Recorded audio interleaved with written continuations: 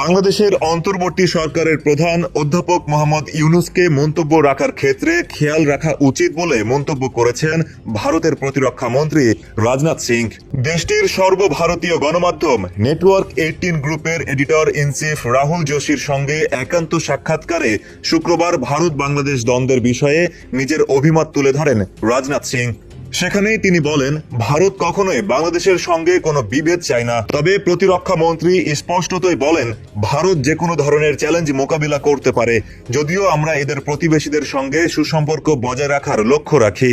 নয়াদিল্লি কখনোই বাংলাদেশের সঙ্গে উত্তেজনাপূর্ণ সম্পর্ক চায় না। তাই ডক্টর মোহাম্মদ ইউনূস যখনই মন্তব্য করবেন, তিনি যেন ভাবনা চিন্তা করে কথা বলেন। 2024 সালের 5 আগস্ট বাংলাদেশে ছাত্র জনতার গণঅভ্যুত্থানের ফলে সাবেক প্রধানমন্ত্রী শেখ হাসিনার সরকার পতনের পরই ভারত বাংলাদেশ উভয় দেশের মধ্যকার সম্পর্কে শীতলতা আসে।